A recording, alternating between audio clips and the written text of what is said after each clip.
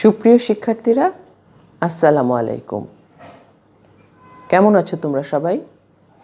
আশা করি আল্লাহর অশেষ রহমতে তোমরা সুস্থ আছো এবং নিরাপদে আছো। আমি মাস্টার্স শেষ পর্বের ছাত্রদের আমার অনলাইন ক্লাসে স্বাগত জানাচ্ছি। আমি তোমাদের পড়াচ্ছিলাম ম্যাক্রো ইকোনমিক্স। ম্যাক্রো ইকোনমিক্সের অর্থের চাহিদা এবং অর্থের যোগান এই সম্পর্কিত যে অধ্যায়টি আছে সেটি আমরা পড়ছি। এই অধ্যায়ের যে টপিকগুলো নিয়ে আজ আমি তোমাদের পড়াবো সেগুলো হচ্ছে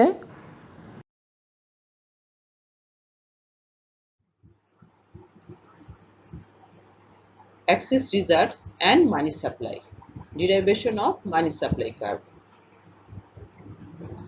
interaction of demand for money and supply of money,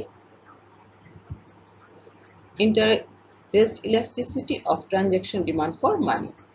তো প্রথমেই আমরা দেখব অর্থের যোগান সম্পর্কে।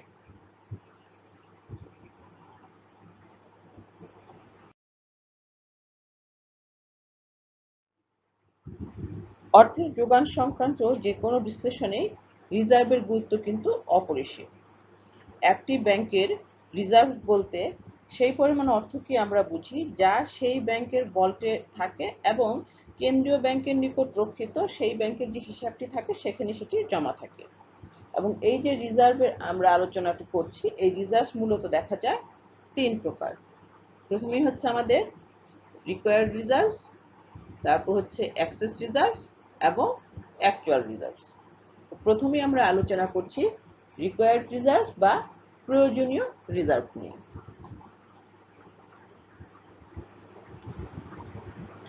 প্রয়োজনীয় রিজার্ভ বলতে একটি ব্যাংকের সেই পরিমাণ অর্থ সংরক্ষণকে বোঝায় যা সেই ব্যাংকের যে চাহিদা আমানত আছে তার সাপেক্ষে আইনগতভাবে সংরক্ষণ করতে হয়। অর্থাৎ সরকার আইনগতভাবে কোনো একটি ব্যাংকের যে চাহিদা আমানত আছে তার অনুপাতে একটি নির্দিষ্ট পরিমাণ অর্থ জমা রাখতে বলে, সেটাকে আমরা বলছি প্রয়োজনীয় রিজার্ভ। আইনগত যে কথাটি আমরা বললাম সেটি দ্বারা কেন্দ্রীয় ব্যাংকের নির্দেশ মোতাবেক বোঝানো হয়। অর্থাৎ কেন্দ্রীয় ব্যাংক তার যে সদস্য ব্যাংকগুলোকে আছে সেই তাদেরকে একটা নির্দেশনা দেয় এবং সেই নির্দেশনা অনুযায়ী ওই ব্যাংক, নির্দিষ্ট ব্যাংক কেন্দ্রীয় ব্যাংকের সেই হিসাবটির শতাংশটি হিসাবে সেটি জমা রাখতে হয়।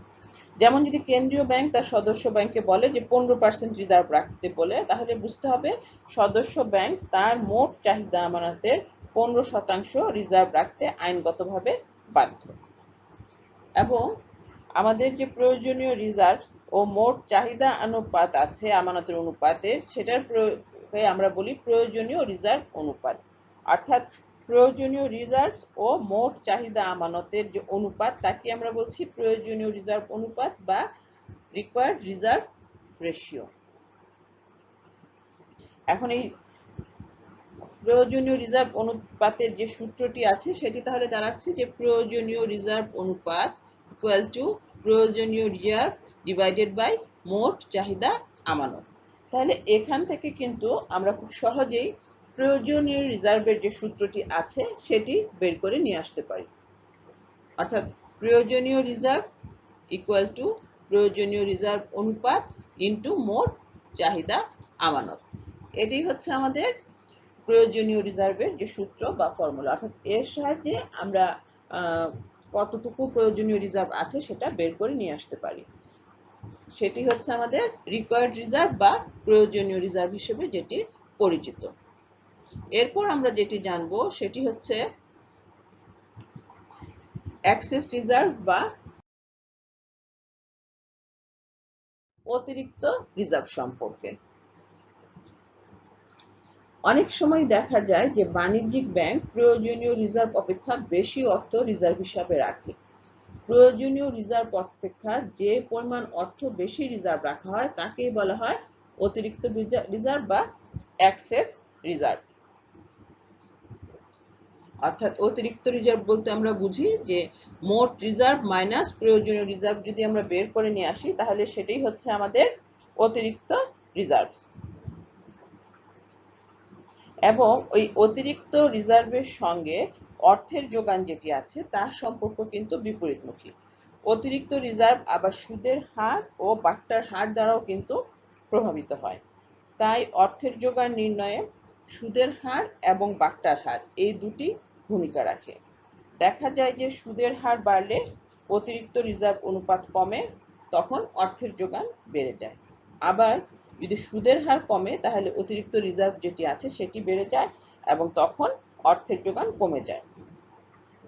আবার বাট্টার হার বাড়লে অতিরিক্ত রিজার্ভ বাড়ে, তখন আবার অর্থের জোগানটি কমে যায়। আর ঠিক এটির বিপরীত ক্রমে হয় যে বাট্টার হার যখন কমে তখন অতিরিক্ত রিজার্ভও কমে এবং তখন অর্থের জোগান আবার বেড়ে যায়। তাহলে এটি হচ্ছে আমরা দেখতে পাচ্ছি যে সুদের হার এবং বাট্টার হার যেটি আমরা বললাম, এই দুটো দ্বারা কিন্তু আমাদের অর্থের জোগান নির্ধারিত হয়ে থাকে। এখানে আমরা দেখলাম যে সুদের হার যদি কমে তাহলে হচ্ছে অতিরিক্ত রিজার্ভ বেড়ে যায়, তখন অর্থের জোগান আমার কমে যায়। অর্থাৎ সুদের হার কমে গেলে আমাদের অর্থের জোগানও কিন্তু এখানে কমে যাচ্ছে। আবার বাট্টার হার যদি বাড়ে তাহলে আবার অতিরিক্ত রিজার্ভ বাড়ে, তখন অর্থের জোগান কমে যায়। অর্থাৎ বাট্টার হার বাড়লে তখন আবার অর্থের জোগানও কমে যায়। এই হচ্ছে তাহলে আমাদের সুদের হার এবং বাট্টার হারের সঙ্গে অর্থের জোগানের সম্পর্ক। এবং আমরা দেখলাম এটার সঙ্গে নির্ভর করছে আসলে আবার অতিরিক্ত রিজার্ভের। এরপরে আমরা যেটি দেখব সেটি হচ্ছে অ্যাকচুয়াল রিজার্ভ বা প্রকৃত রিজার্ভ বা মোট রিজার্ভ যেটি আমরা বলি। মোট বা প্রকৃত রিজার্ভ হলো প্রয়োজনীয় রিজার্ভ এবং অতিরিক্ত রিজার্ভের সমষ্টি। অর্থাৎ মোট রিজার্ভ হচ্ছে আমাদের প্রয়োজনীয় রিজার্ভ যেটি আছে সেটি, এবং তার সঙ্গে অতিরিক্ত রিজার্ভের সমষ্টি হচ্ছে আমাদের অ্যাকচুয়াল রিজার্ভ বা মোট রিজার্ভ। আমরা যেটি বলি না কেন সেই হিসাবে সেটিকে আমরা উল্লেখ করতে পারি। তো এই গেল আমাদের যে বিভিন্ন ধরনের রিজার্ভের কথা যে আমরা বলেছিলাম, তিন ধরনের রিজার্ভের কথা আমরা জানলাম। একটি হচ্ছে প্রয়োজনীয় রিজার্ভ, আরেকটি হচ্ছে অতিরিক্ত রিজার্ভ এবং আরেকটি হচ্ছে প্রকৃত রিজার্ভ। এই তিন ধরনের রিজার্ভ আমরা জানলাম। এখন আমরা দেখব যে অর্থের যোগান রেখা আমরা কিভাবে পেতে পারি।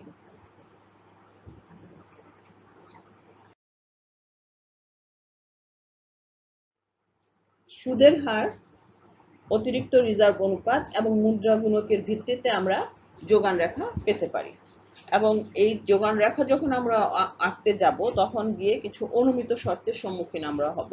সেই অনুমিত শর্তগুলো হচ্ছে: এক, কারেন্সি অনুপাত যেটি আছে সেটিকে আমরা স্থির ধরে নিব। দ্বিতীয়ত, মুদ্রা অনুপাতও এখানে স্থির থাকবে। তৃতীয়ত হচ্ছে বাট্টার হার স্থির। এবং চতুর্থত হচ্ছে আমাদের প্রয়োজনীয় যে রিজার্ভ অনুপাতটি আছে সেটি থাকবে হলো স্থির।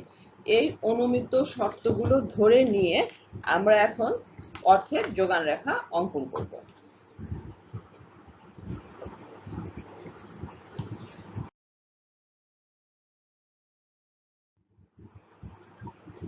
আমরা প্রথমে যে চিত্রটি দেখছি সেটিতে আমরা এখানে সুদের লম্ব অক্ষে দেখাচ্ছি সুদের হার এবং ভূমি অক্ষে দেখাচ্ছি অতিরিক্ত রিজার্ভের অনুপাত যেটি আছে সেটি। এবং এখানে আমরা অনুমান করে নিয়েছি যে কারেন্সি অনুপাতও স্থির রয়েছে। এখানে দেখা যায় যে এই যে আমরা বললাম যে লম্ব অক্ষে দেখাচ্ছি সুদের হার এবং ভূমি অক্ষে দেখাচ্ছি হচ্ছে অতিরিক্ত রিজার্ভের অনুপাত, সেটির হিসাবে আমরা যদি রেখা অঙ্কন করি তাহলে দেখা যাচ্ছে যে রেখাটি আমরা পাচ্ছি সেই রেখাটি হচ্ছে বাম দিক থেকে ডান দিকে নিম্নগামী একটি রেখা। অর্থাৎ এটা থেকে আমরা বলতে পারি যে মুদ্রা অনুপাত এবং বাট্টার হার যদি স্থির থাকে তাহলে সুদের হার বাড়লে অতিরিক্ত রিজার্ভ অনুপাত যেটি আছে সেটি কিন্তু কমে যাচ্ছে। সুদের হার বাড়লে আমাদের যে অতিরিক্ত রিজার্ভ অনুপাত আছে সেটি কমে যাচ্ছে, যেটি আমরা একটু আগে আলোচনায়ও বলেছি। এবং এখানে আমরা দেখতে পাচ্ছি যে এই যে I2 সুদের হার, সেখানে কিন্তু আমাদের যে অতিরিক্ত রিজার্ভ অনুপাতটি আছে, সুদের হার এখানে যখন I2 হয়েছে তখন অতিরিক্ত রিজার্ভ অনুপাত কিন্তু 0 হয়ে গিয়েছে। আচ্ছা, এরপরে আমরা যে চিত্রে আসছি সেটি হচ্ছে আমাদের বি চিত্র। বি চিত্রে আমরা ভূমি অক্ষে দেখিয়েছি অতিরিক্ত রিজার্ভ অনুপাত এবং লম্ব অক্ষে দেখিয়েছি মুদ্রা গুণক। এবং এখানে দেখা যাচ্ছে যে আমাদের যে রেখাটি আমরা পাচ্ছি সেই রেখা অনুযায়ী অতিরিক্ত রিজার্ভ অনুপাত এবং মুদ্রা গুণকের সম্পর্ক হচ্ছে বিপরীতমুখী। এখানে তাই রেখাটি বাম দিক থেকে ডান দিকে নিম্নগামী হয়েছে। এখানে আমরা দেখতে পাচ্ছি যে অতিরিক্ত রিজার্ভ অনুপাত যদি এখানে বাড়ে তাহলে মুদ্রা গুণক কিন্তু কমে আসে। এখানে আমরা দেখতে পাচ্ছি যে মুদ্রা গুণক আস্তে আস্তে কমে আসছে, কখন? যখন আমাদের অতিরিক্ত রিজার্ভ হার আস্তে আস্তে বেড়ে যাচ্ছে। এরপরে আমরা যে চিত্রটি দেখব, অর্থাৎ আমাদের সি চিত্রে আমরা দেখিয়েছি ভূমি অক্ষে অর্থের যোগান এবং লম্ব অক্ষে দেখিয়েছি মুদ্রা গুণক। এবং এখানে আমরা যে রেখাটি অঙ্কন করেছি, এখানে আমরা মুদ্রা গুণক এবং অর্থের যোগান যেটি আছে সেখানে তাদের সম্পর্কটি প্রত্যক্ষ আকারে দেখানো হয়েছে, এবং প্রত্যক্ষ বলেই এই রেখাটি কিন্তু আমরা দেখছি বাম দিক থেকে ডান দিকে ঊর্ধ্বগামী একটি রেখা, এবং এটি প্রকাশ করছে যে অর্থ গুণক এবং অর্থের যোগানের সঙ্গে সম্পর্কটি প্রত্যক্ষ। এবং এখানে শক্তিশালী যেটি মুদ্রা আমরা বলি সেই H=H0 তে স্থির ধরা হয়েছে। এই হচ্ছে আমাদের এখানে আমরা দেখতে পেলাম যে অর্থের যে যোগান এবং আমাদের যে মুদ্রা গুণক তার মাঝখানে কি সম্পর্ক, এবং এর ফলে যে রেখাটি আমরা এখানে পেয়েছি সেটি আমরা বলছি যে বাম দিক থেকে ডান দিকে ঊর্ধ্বগামী একটি রেখা। এখন এই যে আমরা সি চিত্র থেকে যে অর্থের যোগান রেখা আমরা পেলাম, এবং সি চিত্রে যে অর্থের যোগান আমরা এখানে পেলাম, এবং এই চিত্র থেকে যে সুদের হার পেলাম, এই দুইয়ের মাঝখানে সম্পর্ক স্থাপন করে আমরা ডি চিত্রে একটি অর্থের যোগান রেখা অঙ্কন করব। এবং এখানে আমরা ভূমি অক্ষে দেখাচ্ছি অর্থের যোগান এবং লম্ব অক্ষে দেখিয়েছি আমরা সুদের হার। এখন এই যে আমরা অর্থের যোগান রেখাটি আঁকছি সেটির আকৃতিটি প্রথম আমরা দেখি। এই অর্থের যোগান রেখাটি প্রথম বাম দিক থেকে ডান দিকে ঊর্ধ্বগামী হয়েছে, এবং একটি নির্দিষ্ট অবস্থার পরে দেখছি এটি লম্ব অক্ষে সমান্তরাল হয়েছে। এটি আমাদের অর্থের যোগান রেখা। এখন আমরা দেখি যে এই যে অর্থের যোগান রেখার আকৃতিটি এটি কেন এমন হলো। আমরা যদি প্রথমে দেখি যে I0 যে সুদের হার আছে সেখান থেকে আমাদের অর্থের যোগান রেখাটি শুরু আমরা এখানে করেছি, এবং I0 থেকে I2 পর্যন্ত, অর্থাৎ I0 সুদের হার, I1 সুদের হার, এবং শেষ পর্যন্ত দেখছি আমরা এখানে I2 সুদের হার। এই পর্যন্ত এই রেখাটি বাম দিক থেকে ডান দিক পর্যন্ত ঊর্ধ্বগামী হয়ে গিয়েছে। অর্থাৎ এখানে আমরা বলতে পারি যে এখানে এই অর্থের যোগান রেখা হচ্ছে সুদ স্থিতিস্থাপক, অর্থাৎ I0 থেকে I2 পর্যন্ত যে শেপটি আমরা দেখছি যোগান রেখার, এই যোগান রেখার এই শেপটি হলো অর্থের যোগান রেখাটি হচ্ছে সুদ স্থিতিস্থাপক। কিন্তু এই যে I2 সুদের হারের পর যদি সুদের হার পরিবর্তন হয়ে I3 হয়, তাহলে কিন্তু আমরা এখানে দেখছি এই যে অর্থের যোগান রেখাটি এটি হচ্ছে লম্ব অক্ষের সমান্তরাল, অর্থাৎ এখানে কিন্তু যোগান রেখার আকৃতি আর পরিবর্তন হচ্ছে না। অর্থাৎ এখানে সুদের হারের প্রেক্ষিতে অর্থের যোগান রেখা সম্পূর্ণ অস্থিতিস্থাপক হয়ে গিয়েছে।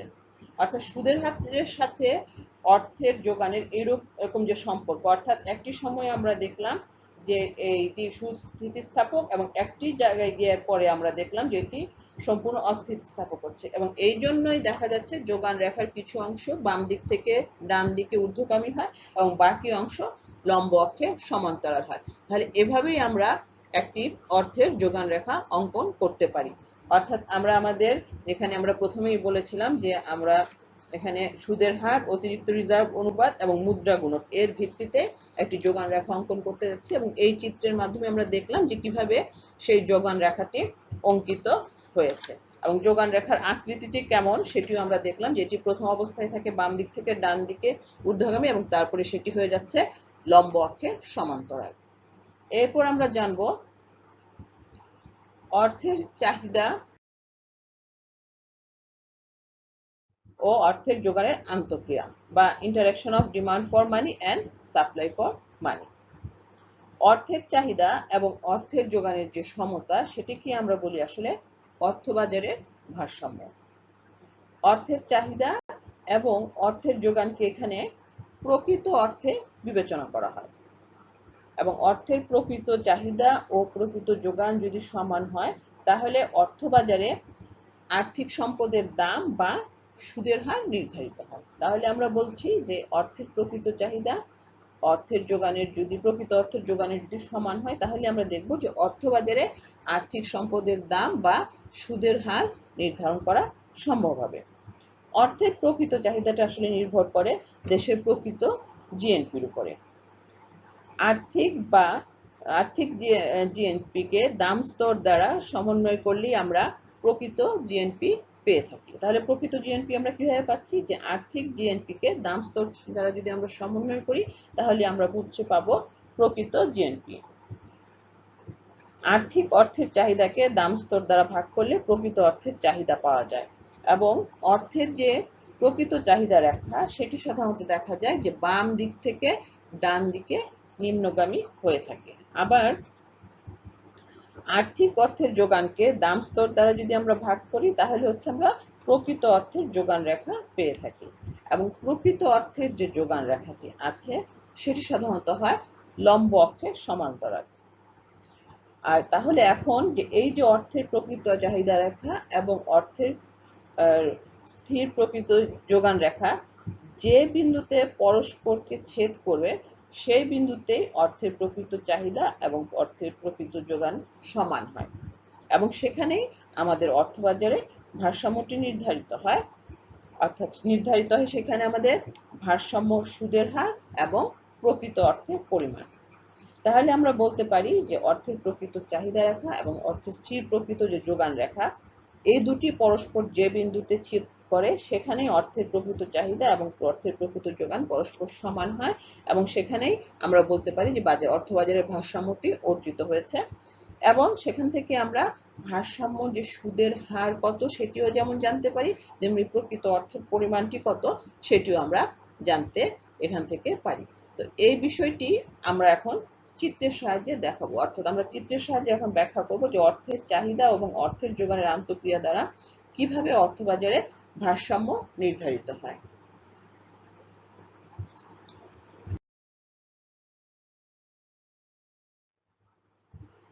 এখানে আমরা ভূমি অক্ষে প্রকৃত অর্থের পরিমাণ কোটি টাকার হিসাবে দেখিয়েছি আর লম্ব অক্ষে দেখিয়েছি হলো সুদের হার। এমএস হচ্ছে আমাদের অর্থের যোগান রেখা এবং এমডি হচ্ছে আমাদের অর্থের প্রকৃত চাহিদা রেখা। এই দুটো রেখা পরস্পর এফ বিন্দুতে ছেদ করেছে, অর্থাৎ এফ বিন্দুতে অর্থবাজারের ভারসাম্যটি এখানে দেখানো হয়েছে। এখানে আমাদের অর্থের পরিমাণ হচ্ছে প্রকৃত অর্থের পরিমাণ হচ্ছে ও এম নট পরিমাণ এবং এখানে সুদের হার নির্ধারিত হয়েছে আমাদের আই নট পরিমাণ। তাহলে আমরা দেখলাম যে প্রকৃত অর্থের প্রকৃত চাহিদা এবং অর্থের প্রকৃত যোগান রেখা পরস্পর এফ বিন্দুতে ছেদ করলো এবং সেই বিন্দু অনুযায়ী আমাদের সুদের হার নির্ধারিত হলো আই নট এবং প্রকৃত অর্থের পরিমাণ নির্ধারিত হলো এম নট পরিমাণ। যদি এখন এই যে আমরা অর্থের প্রকৃত চাহিদার কথাটি বললাম যদি সেটি স্থির থেকে প্রকৃত অর্থের যোগান বাড়ে তাহলে অবশ্যই অর্থবাজারের ভারসাম্যের একটি পরিবর্তন হবে এবং সেক্ষেত্রে দেখা যায় যে ভারসাম্য যে সুদের হার আছে সেটি হ্রাস পায়। এটিও এখন আমরা চিত্রের মাধ্যমে ব্যাখ্যা করে দেখতে পারি। এই বিচিত্রে আমরা ভূমি অক্ষে দেখিয়েছি প্রকৃত অর্থের পরিমাণ যেটা কোটি টাকার হিসাবে আমরা হিসাব করেছি আর লম্ব অক্ষে দেখিয়েছি সুদের হার। এখানেও আমাদের এমডি হচ্ছে প্রকৃত অর্থের চাহিদা রেখা এবং এমএস হচ্ছে আমাদের অর্থের যোগান রেখা। এখন এই আমাদের প্রকৃত চাহিদা এবং অর্থের যোগান রেখা দুটি পরস্পর জি বিন্দুতে ছেদ করেছে এবং জি হচ্ছে আমাদের তাহলে এখানে ভারসাম্য বিন্দু, প্রাথমিক ভারসাম্য বিন্দু এটিকে আমরা বলতে পারি এবং এই বিন্দু অনুযায়ী আমাদের প্রকৃত অর্থের পরিমাণ হচ্ছে ও এম নট এবং আমাদের সুদের হার নির্ধারিত হচ্ছে ও আই নট পরিমাণ। এখন যদি অর্থের যোগান বাড়ে তাহলে যে আমাদের যোগান রেখাটি আছে অর্থাৎ এম এস নট সেটি ডান দিকে স্থানান্তরিত হবে এবং নতুন যোগান রেখা হচ্ছে আমাদের M S one.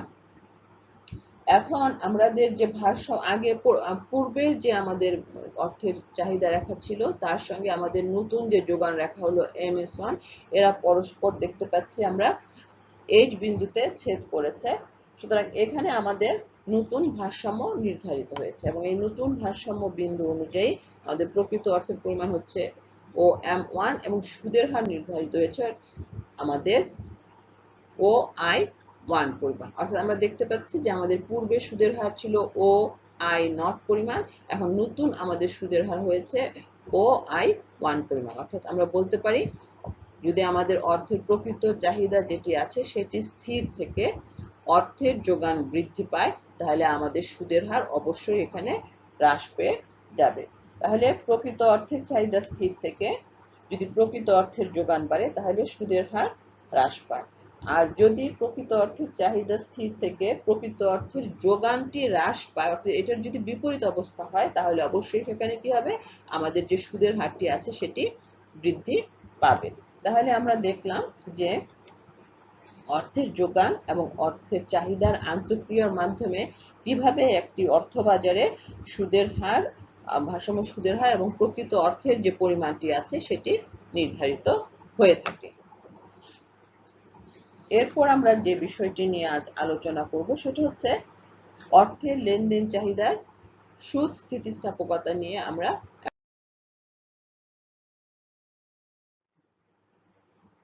Interest elasticity of transaction demand for money. অর্থের চাহিদা সুদের হারের প্রেক্ষিতে কতটা পরিবর্তিত হবে সে ব্যাপারেও কিন্তু অর্থনীতিবিদগণের মাঝখানে বেশ মতভেদ রয়ে গিয়েছে। এবং আমরা এখন যে অর্থের চাহিদা সুদ স্থিতিস্থাপকতা সম্পর্কে বিভিন্ন অর্থনীতিবিদগণ যে চিন্তাধারাগুলো বলেছেন বা যে কথাগুলো বলেছেন সেটি নিয়ে আলোচনা করব।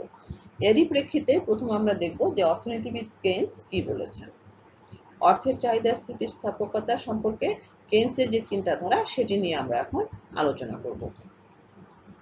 কেইন্সের মতে সাধারণ সুদের হারের সাথে লেনদেনজনিত অর্থের চাহিদার কোনো পরিবর্তন হয় না। সেই জন্যই সুদের হারের সঙ্গে অর্থের যে লেনদেন চাহিদাটি আছে সেটি হচ্ছে অস্থিতিস্থাপক। ওনার মতে তাহলে যে সাধারণ সুদের হারের সাথে লেনদেনজনিত অর্থের চাহিদা যেহেতু কোনো পরিবর্তন হয় না, সুতরাং সুদের হারের সঙ্গে অর্থের লেনদেন যে চাহিদাটি আছে সেটি হচ্ছে অস্থিতিস্থাপক। তবে উনি আবার বলেছেন যে সুদের হার যদি খুব বেশি হয় সেই সম্পর্ক সম্পূর্ণ অস্থিতিস্থাপক না হয়ে কিছুটা নমনীয় বা ফ্লেক্সিবলও হতে পারে। এটি হচ্ছে যে সুদের হারের সঙ্গে যে অর্থের লেনদেন চাহিদা সম্পর্কে অর্থের লেনদেন চাহিদা আছে তার কি ধরনের সম্পর্ক তার ব্যাখ্যা দিয়েছেন কেইন্স। এরপরে কেইন্স বলেছেন যে অর্থের ফটকা চাহিদা সুদের হারের প্রেক্ষিতে আপেক্ষিকভাবে স্থিতিস্থাপক হয়ে থাকে। তবে অর্থবাজারে যদি তারল্য ফাঁদ দেখা দেয় তাহলে দেখা যাচ্ছে যে অর্থের যে ফটকা চাহিদা রেখাটি আছে তখন সেটি হয়ে যায় ভূমি অক্ষের সমান্তরাল এবং সেই অবস্থায় সুদের হারের প্রেক্ষিতে অর্থের ফটকা চাহিদা হচ্ছে সম্পূর্ণ স্থিতিস্থাপক। অর্থাৎ তারল্য ফাঁদ অবস্থায় সুদের হারের প্রেক্ষিতে অর্থের যে ফটকা চাহিদা আছে সেটি সম্পূর্ণ স্থিতিস্থাপক হয়ে যায়। সুতরাং কেইন্সের যে মতবাদ সে অনুযায়ী আমরা বলতে পারি যে অর্থের লেনদেন চাহিদা সুদের হারের প্রেক্ষিতে সম্পূর্ণ অস্থিতিস্থাপক এবং অর্থের যে ফটকা চাহিদা আছে সেটি সুদের হারের প্রেক্ষিতে আপেক্ষিকভাবে স্থিতিস্থাপক। আর যদি তারল্য ফাঁদ দেখা দেয় সে অবস্থায় অর্থের ফটকা চাহিদা হবে সম্পূর্ণ সুদ স্থিতিস্থাপক। অর্থাৎ অর্থের লেনদেন চাহিদা এবং ফটকা চাহিদা দুটির সমন্বয়ে যদি আমরা একটি সমন্বিত অর্থের চাহিদা রেখা আঁকি তাহলে দেখা যাবে যে উলম্ব অংশে সুদ স্থিতিস্থাপকতা শূন্য হয়, তারপর সুদের হার কমতে থাকলে অর্থাৎ অর্থের চাহিদা রেখার যে নিম্নগামী অংশে সুদ ভিত্তিক স্থিতিস্থাপকতা বাড়তে থাকে এবং অর্থের চাহিদা রেখা আনুভূমিক অংশে যেটা আমরা বলবো সেখানে সুদ স্থিতিস্থাপকতা অসীম হয়ে যায়। অর্থাৎ আমরা কেইন্সের চিন্তাধারা অনুযায়ী দেখলাম যে এক এক অংশে আমাদের অর্থের চাহিদা রেখা সেখানে স্থিতিস্থাপকতাটি হচ্ছে এক এক রকম। এটি আমরা এখন চিত্রের সাহায্যে একটু ব্যাখ্যা করে দেখছি।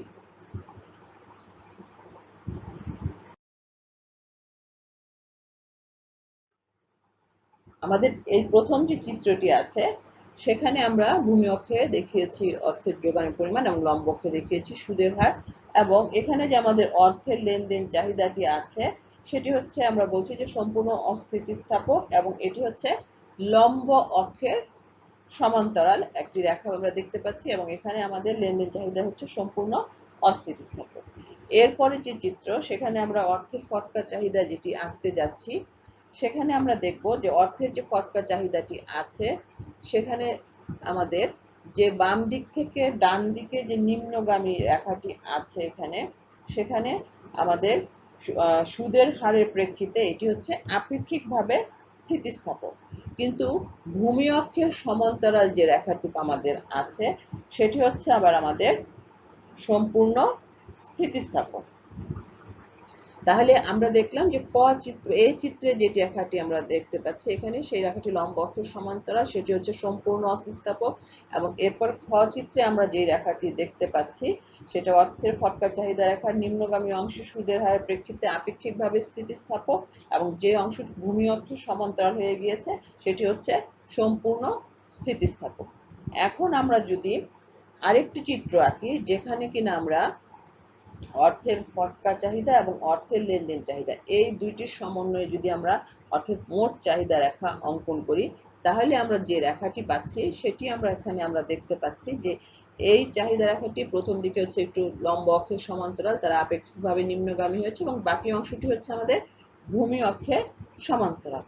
অর্থাৎ এখানে যদি আমরা বলতে চাই তাহলে দেখব যে অর্থের মোট চাহিদা রেখার যে লম্ব অংশটুকু আছে এখানে, সেটি হচ্ছে সুদের প্রেক্ষিতে সম্পূর্ণ অস্থিতিস্থাপক।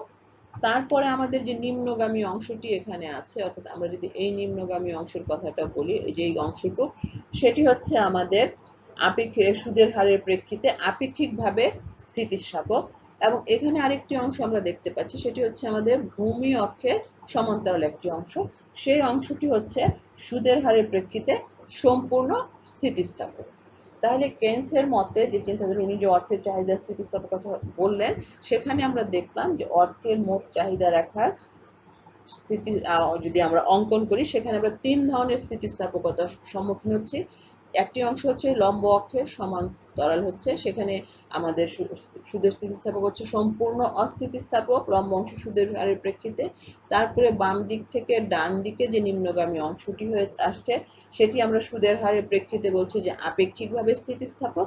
এবং আমরা সর্বশেষ যে অংশটুকু দেখতে পাচ্ছি যে ভূমি অক্ষের সমান্তরাল, সেটিকে আমরা বলবো যে সুদের হারের প্রেক্ষিতে সম্পূর্ণ স্থিতিস্থাপক। এটি হচ্ছে আমাদের কেন্সের অর্থের চাহিদার স্থিতিস্থাপক সম্পর্কে কেন্সের মন্তব্য। এরপরে আমরা দেখব যে এর প্রেক্ষিতে অন্য আরো অর্থনীতিবিদরা কি বলেছেন। এখন আমরা দেখব অর্থের লেনদেন চাহিদার স্থিতিস্থাপকতা সুদ প্রেক্ষিতে বোমলের চিন্তাধারাটা কেমন ছিল। আমরা বোমলের তত্ত্ব থেকে জানি যে লেনদেন উদ্দেশ্যে অর্থের চাহিদা সুদের হারের সাথে বিপরীত সম্পর্কে আবদ্ধ। অর্থাৎ যদি সুদের হার বাড়ে তাহলে অর্থের প্রকৃত লেনদেন চাহিদা কমে যায়। সুতরাং অর্থের লেনদেন চাহিদা সুদ স্থিতিস্থাপকতাটি হয় ঋণাত্মক। অর্থাৎ বোমলের মতে আমরা বলতে পারি অর্থ লেনদেন চাহিদার সুদ স্থিতিস্থাপকতা যেটি আছে সেটি হবে ঋণাত্মক ধরনের।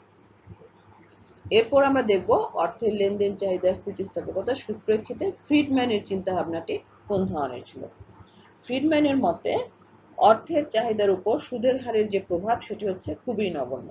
সুতরাং সুদের হারের পরিবর্তন অর্থের চাহিদার, বিশেষ করে আমরা যদি লেনদেন চাহিদার কথা বলি, সেটির কোনো পরিবর্তন হয় না। সুতরাং এই জন্যই আমরা ফ্রিডম্যানের মতে বলতে পারি অর্থের চাহিদার স্থিতিস্থাপকতা একক অপেক্ষা কম হয়ে থাকে।